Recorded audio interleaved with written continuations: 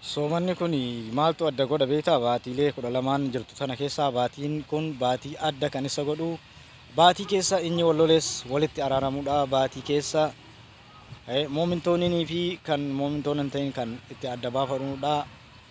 Baatii kana keessa illee baatii Ramadaan keessa du'aayin isaa taqabbalamtu, baatii keessa seexaanni gurguddaan hidhamu jechuudha. Baatii keessa kan nama wal lolchisu jechuudha. Kan nama dogongorsiisu baatii keessa hidhamu. Baatii du'aayin keessa akkam fudhatamtu jechuudha. Baatiin tun baatii hundarraa baatii addaati. Baatii hundagaa du'aayin fudhatamtu jechuu odoo hin taane baatiin tuni baatii haalaan du'aayin fudhatamtuun isiniin jaa du'aayii keessaniin hunda gatinaadha. Jajjabaadhaa wal jajjabeessinaa. Ramadaana kurnan duraa baga geessan isiniin jenna. Nama xumuree ammallee hamma dhumaatti baasuu rabbi nu haa taasisu. Jabaadhaa wal jajjabeessinaa. Galatoomaa inshaallah yoo rabbi jedhee wal cinaa dhaabbannaa gaggalatoomaadha. Tamam shawwaroodha like godhaa komentii jalatti kannaa wal jajjabeessinaa wal cinaa dhaabbannaa yaadni keessanis nu jabeessa inshaallah ta'ala hamma yeroo gabaabaa keessatti walitti deebinutti viidiyoo waraabu jeen ture ramadaana kana keessa garuu yeroo tokko viidiyoo yoo waraaba malee hin taatu akkasiin isiniin jedhaa wal jajjabeessinaa wal cinaa dhaabbannaa ulfaadhaa galatoomaadhaa. Tamam shawwaroo like godhaa komentii jalatti kannaa yaadni keessanis nu jabeessa wal jajjabeessinaa ulfaadhaadhaa. Bakka jirtanitti ulfaadhaan isiniin jaa.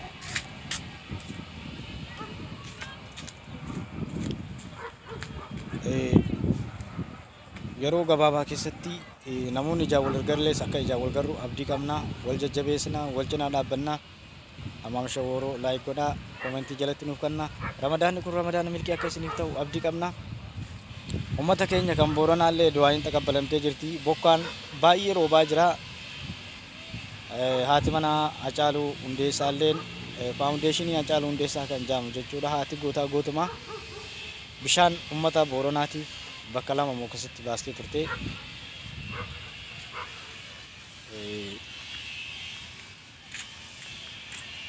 Wal garraayee inshaallah ta'ala yoo rabbi jedhe.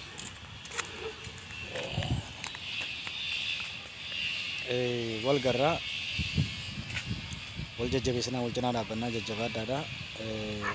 Yoo rabbi jee uumaa miti ramadaanni kunis ramadaana milkii akka ta'u abdii qabnaa wal cinaa dhaabbannaa wal jajjabeessinaa inshaallah ta'ala ulfaadhaa galatoomaa yuutuubii keenyaa sheer godhaa laayik godhaa komentii jalatti kannaa isiniin jenna.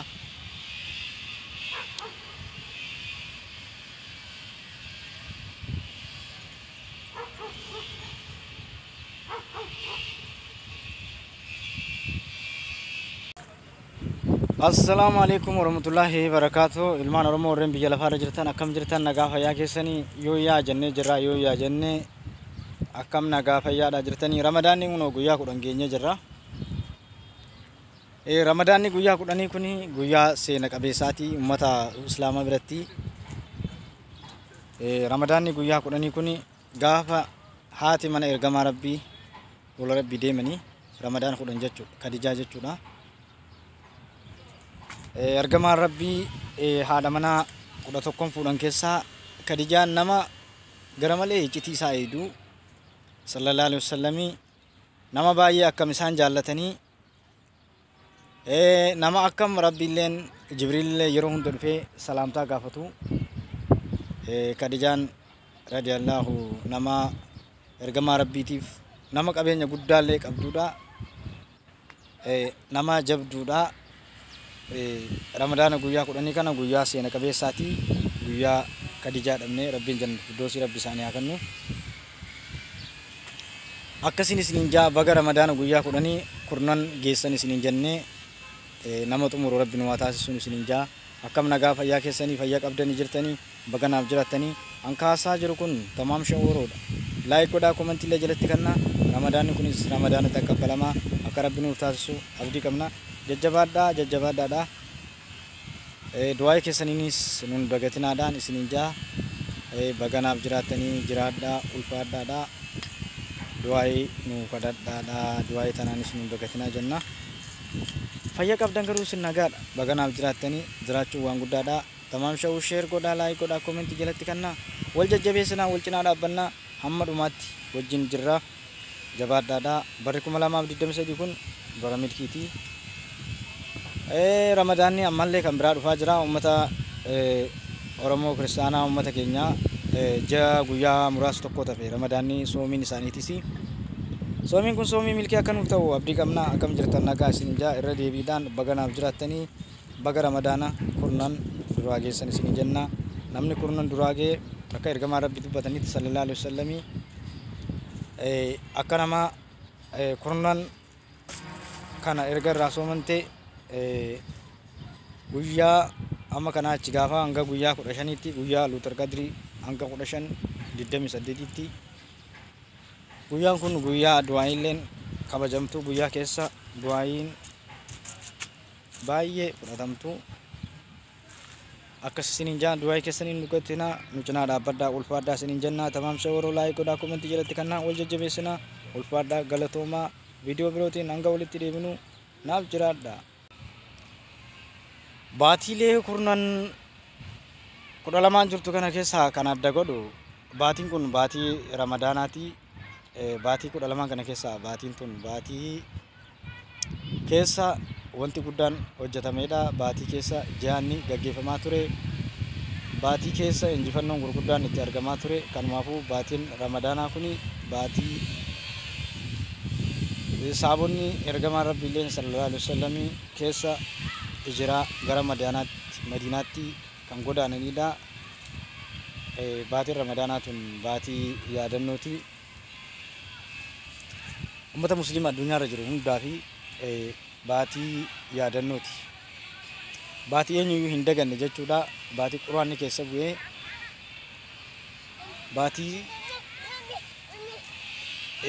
eenyu duraan nama walolees eenyu duraan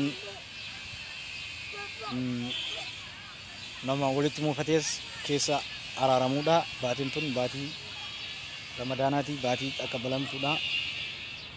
Du'aayin hundinuu akka Rabbi nurraa taqabbalu du'aayii tana jajjabeessinee kadhachuu. Du'aayin keenyaas ulaan toobaa hundinuu banaadha. Rabbi nurraa akka jaallatu abdii qabnaan isiniin jaa jajjabaadhaa galatoomaa wal cinaa dhaabbannaa.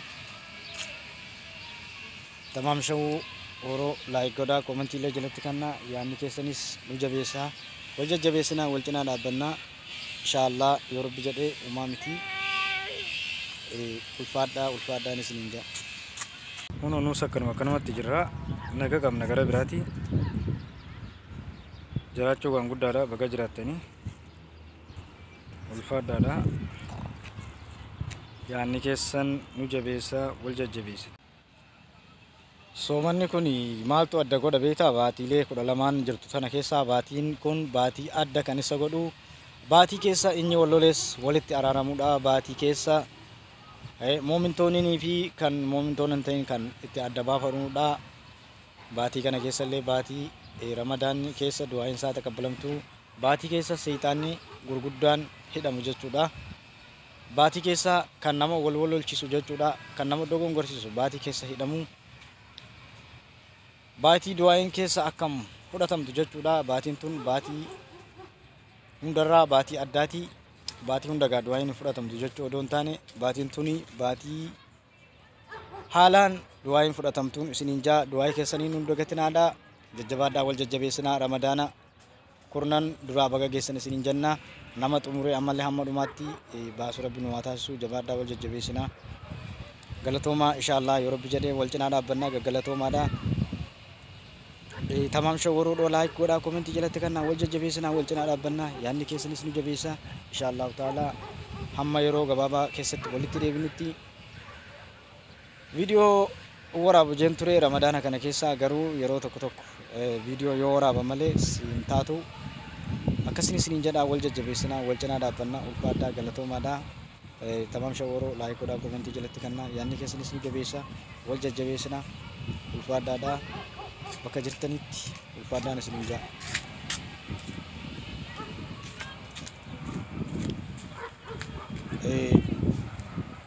Yeroo gabaabaa keessatti namoonni ijaa wal gargaarlees akka ijaa wal garru abdii qabnaa wal jajjabeessinaa wal cinaa dhaabbannaa.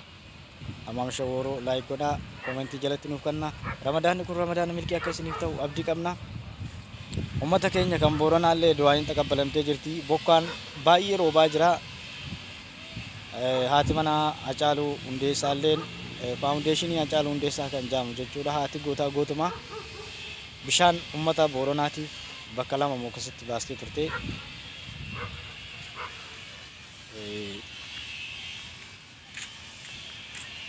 Wal garraa insha Allah taala yoo Rabbi jedhe.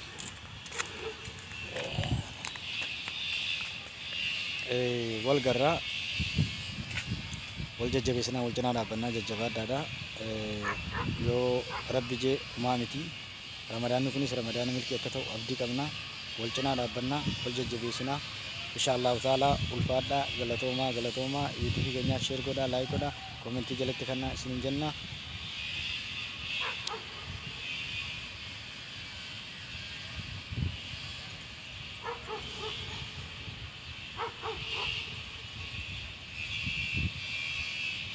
Ayya kam jirtan nagaa fayyaa keessanii amma jirra kun alhamdulillah as keenya jirra jiruuf jireenyi maal fakkaata alhamdulillah baganaaf jiraattan